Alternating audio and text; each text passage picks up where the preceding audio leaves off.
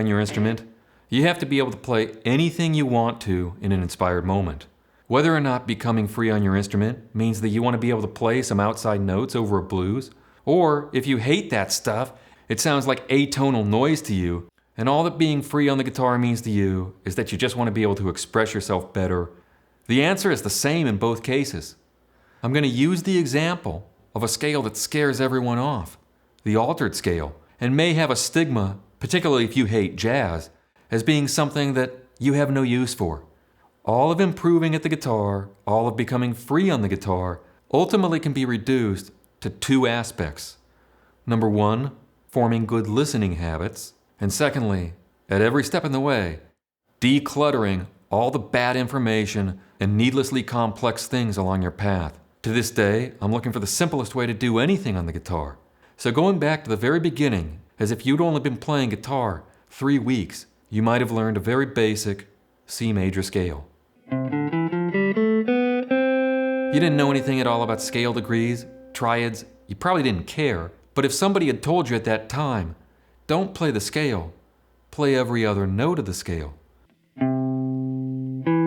instantly, you would have practiced your first interval, a major third. If you'd continued up the scale that way, you would have gone from the note E up to the note G. That's the first minor third interval that you might have played. Bear in mind that the notes C, E, G form a C major triad. You hadn't been to music school at that point, you didn't care. But if somebody had told you a major triad is a major third with a minor triad on top, it would have scared you off. It wouldn't have made sense to you. But breaking it back down to its simplest level to only playing every other note in a very simple passage, that's exactly what it is. The first 3 notes are the 1, 3, 5, C, E, G. Once you get to G, every other note will wind up here. That's a C major 7 arpeggio.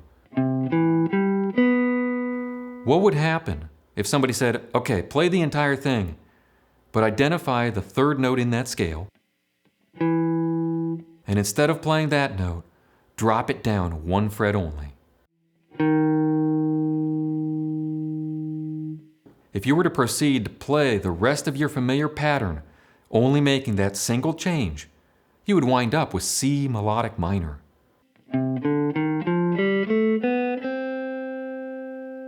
All you have to do is break that down to the basic concept of tension and release. What is known as the altered scale contains all of the altered notes, flat 9, sharp 9, flat 5, sharp 5, and your plain old dominant 7th, your flat 7th. But that's a whole lot to remember, and it's a whole lot to take in. What if instead of trying to construct that from the ground up, you just looked at it this simplified way? If you're playing a blues in B, so the 1 chord is B7, and you're on your way to the 4 chord.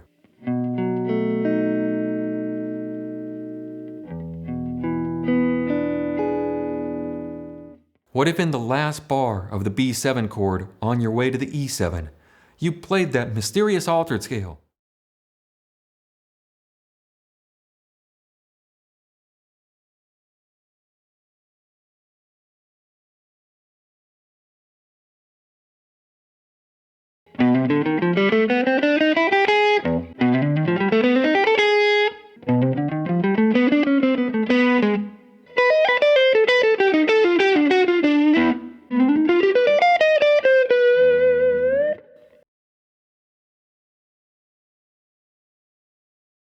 How are you going to simplify it? Well, one way, in this specific case, is to think of it as your beginning C major scale with the major third lowered by 1 fret.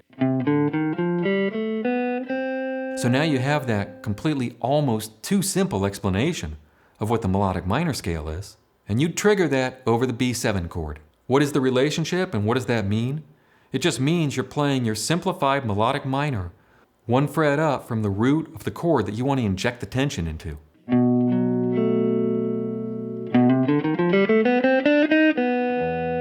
So if it's B7 chord and you want the altered notes, you're going to play C melodic minor.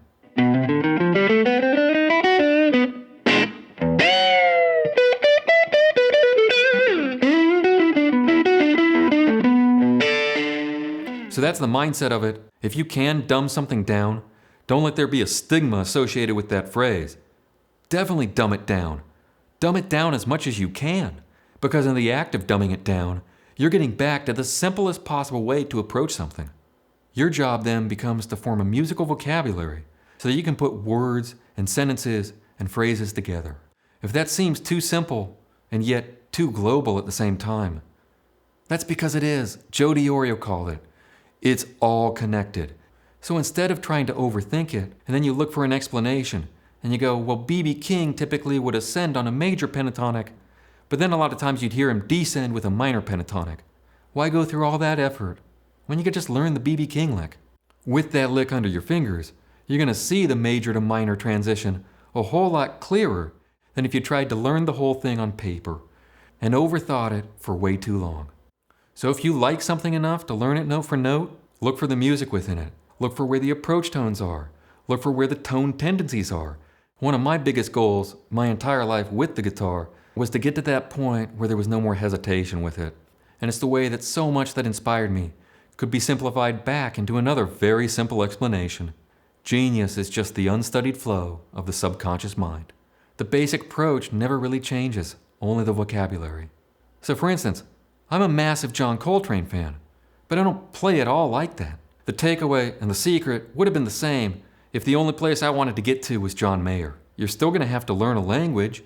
It's just going to be a different language. You learn that language, and then you get your hands on the guitar, and you start working very simply. This channel doesn't exist at all without fretboardplayground.com. So the easiest way to support this channel, completely free of charge, is to share the video if you get something out of it, and to sign up for the email list, completely free to do so, over on the website. That's the shortcut. It's the tabs that hold you back. So keep these very basic things in mind, work with them, and I'll see you again the next time.